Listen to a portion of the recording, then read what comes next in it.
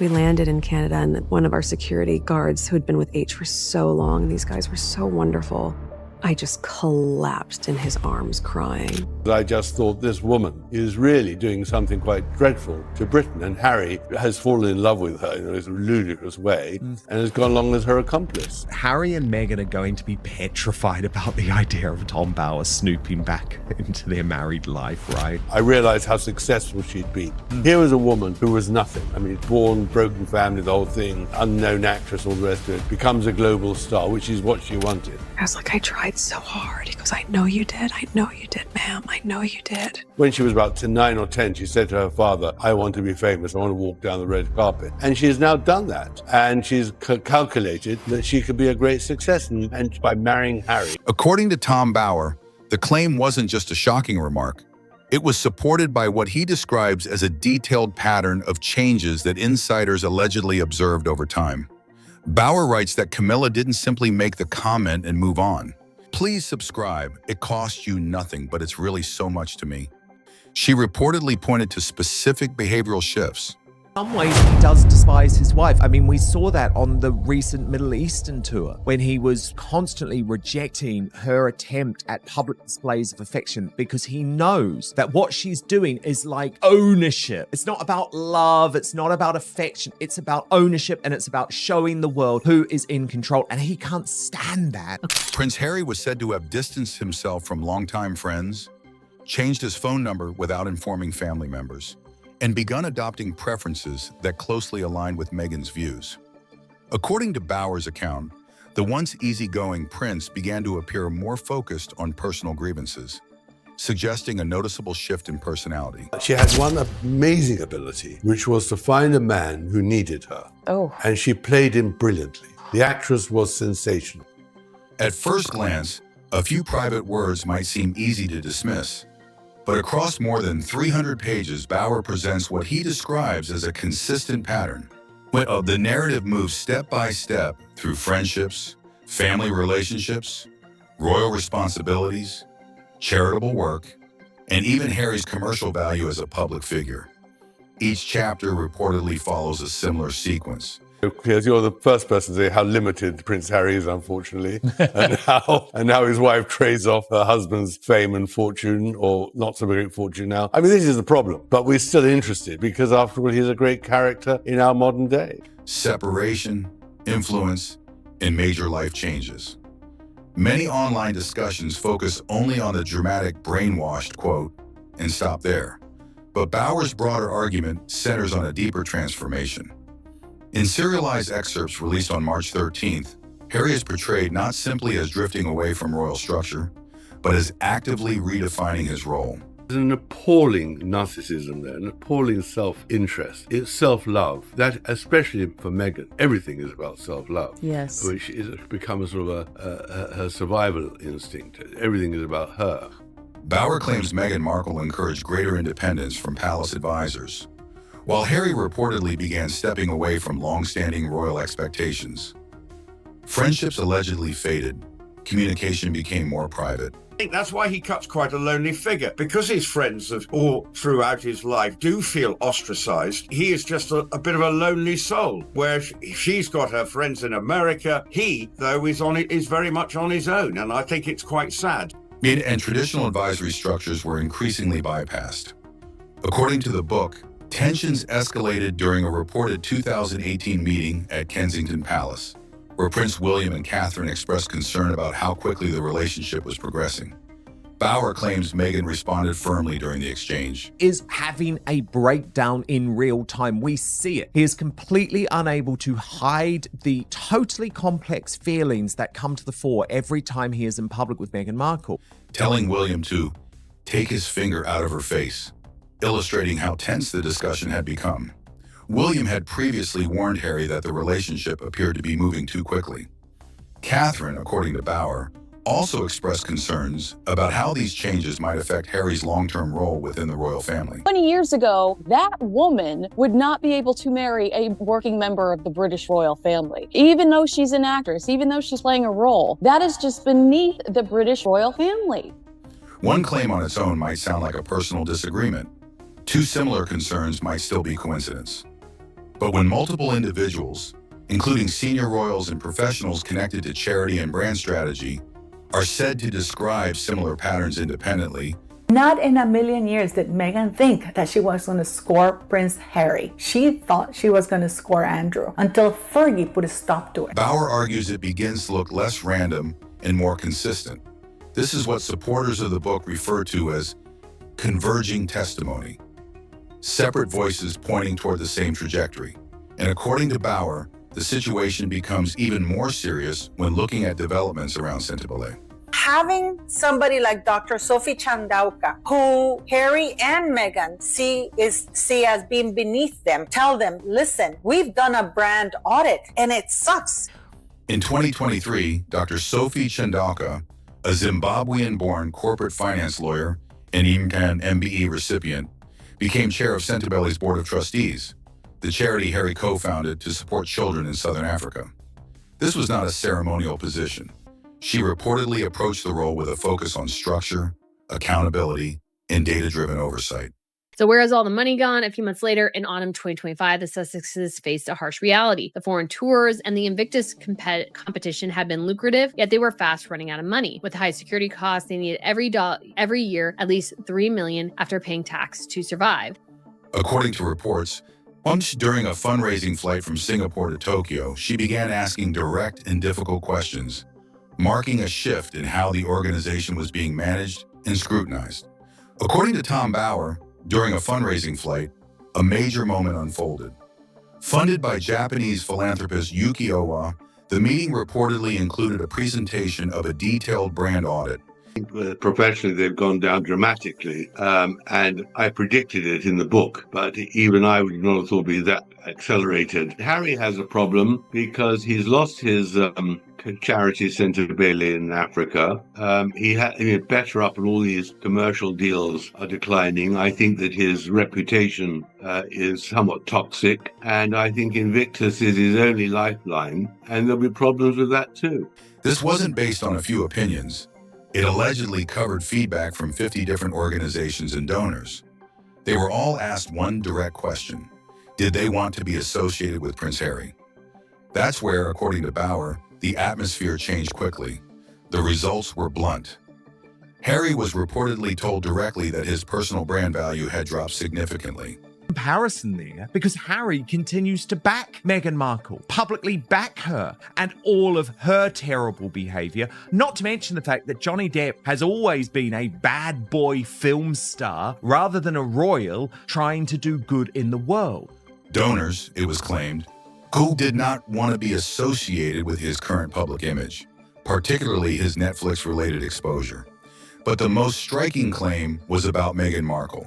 It's only going to work, Harry, once you kick Meghan to the curb and blow the whistle on her terrible behavior. According to Bauer, it was said that Meghan had little brand value in the US, and globally she was negatively affecting what remained of Harry's standing. What Meghan never really understood, probably not even now, is that when she was cheered as a working royal, it wasn't because she was Meghan Markle, it was because she represented British royalty and all the values of the Queen and all the tradition and 1,000 years of history.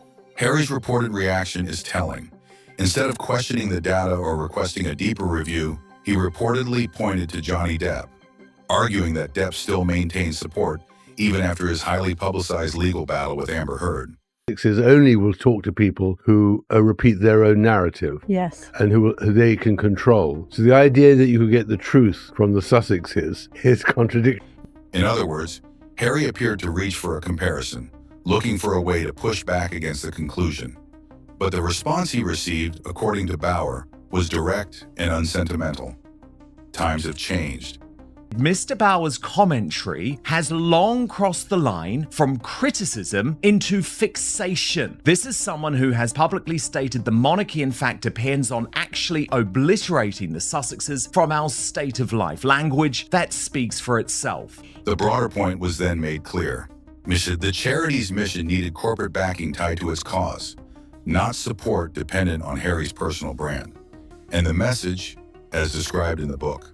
Remember, Harry and Meghan threatened to sue at the drop of a hat, and they have never tried to sue Tom Bauer because they know what he writes is true. Was blunt. Donors were not interested in narratives of victimhood. Think about that for a moment. A charity leader sitting across from a prince on a flight was reportedly telling him that his public image and that of his wife was actively harming his ability to raise money for his own foundation. That's not a minor image issue. That's a warning signal. She is a person who's done huge damage to the royal family, has been deeply, deeply inaccurate on many issues, and is of absolutely no value either to the royal family or society. But she just sucks from it, she takes from it and exploits it and profits from it. What stands out even more is what happened next. Bauer claims Harriet initially appeared to accept the findings. In October 2024, he reportedly visited Centibale for the first time in 6 years, suggesting the message may have had an impact. Seems like she could be on the Sarah Ferguson path. She always looks good. She always survives. You never see a moment of weakness Right. in public. I mean, Meghan is a consummate survival actress. But then, according to the book, the situation shifted again after Meghan became more involved. Mae Bauer writes that Harry later attempted to take greater control of the charity and argued that the audit itself had caused him psychological harm. Not the results, but the fact that the audit had been conducted at all. That detail is particularly striking. It suggests that the issue may not have been what donors said, but that those findings were presented to him in the first place.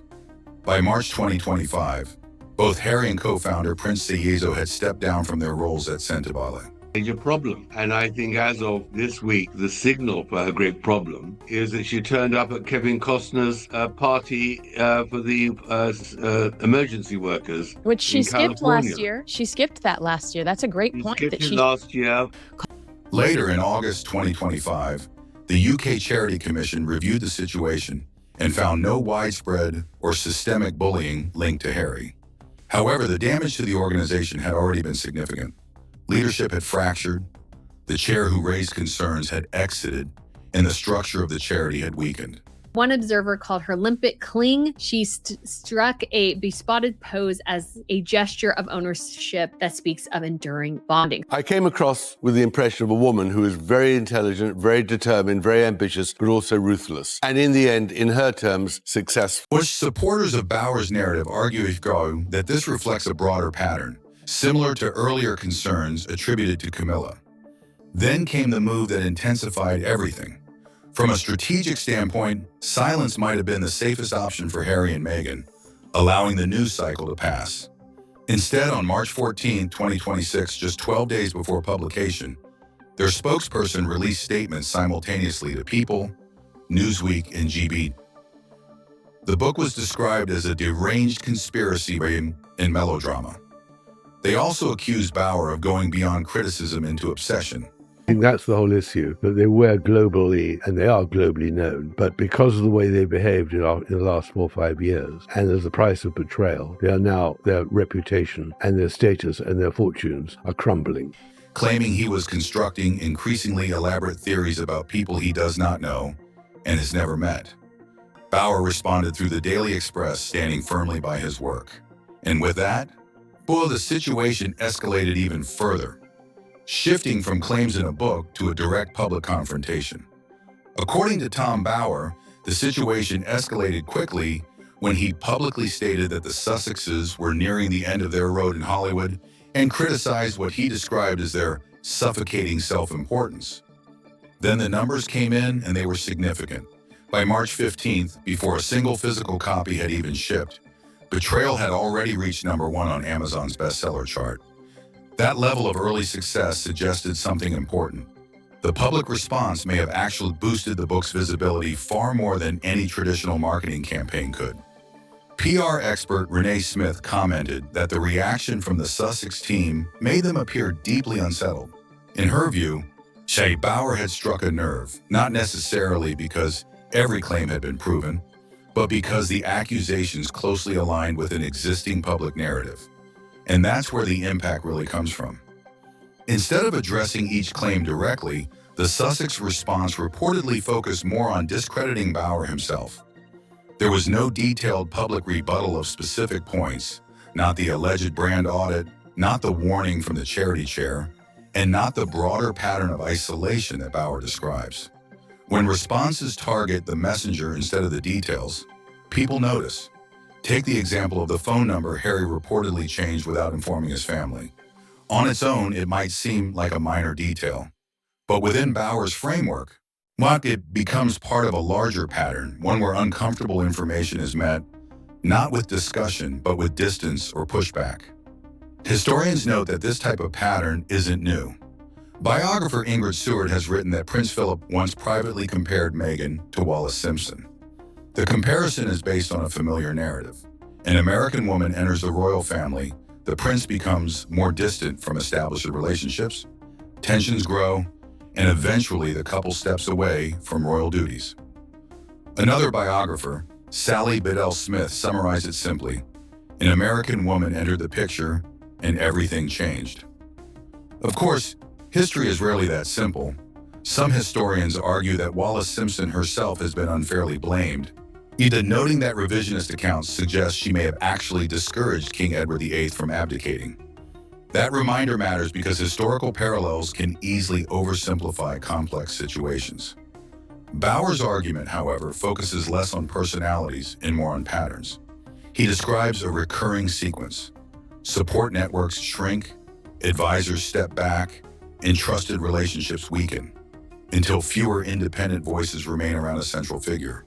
Within this interpretation, figures like Queen Camilla are said to have expressed concern, and Bauer suggests that similar dynamics have continued into the present. So where does this leave Prince Harry? According to Bauer, in a difficult position. The book claims Harry may worry that a future monarch, Prince William, could reconsider the Sussex titles. While William has never publicly commented on this, royal commentators consistently describe the relationship between the brothers as deeply strained. At the funeral of Lord Robert Fellows in Norfolk in August 2024, both brothers attended. Reports indicate they did not speak, did not sit together, and did not publicly acknowledge each other. When asked whether William might welcome Harry back into royal duties, commentator Ian Pelham Turner reportedly gave a blunt answer: a big fat royal number. All of this comes from publicly discussed reporting, biographies, and commentary. But when people line up the timeline described by Bauer, Camilla's alleged warning, distancing from friends, tensions at Kensington Palace, the charity audit conflict, and the strong reaction to his book, supporters argue it begins to look less like isolated incidents and more like a consistent pattern. At this point, the debate is no longer about a single quote or moment. It's about whether multiple individuals, across different contexts and years, have independently pointed to similar concerns. And that's only part of the story. Bauer also writes about developments connected to the Invictus Games in Vancouver, which he describes as controversial. He mentions reports of low attendance at some events, criticism from certain Canadian executives, and a specific incident involving a veteran's wheelchair. According to his account, that moment became symbolic of a broader debate about how the Invictus Games are being presented publicly. And that discussion, as he suggests, is still ongoing and could reshape how some audiences interpret past appearances tied to the event.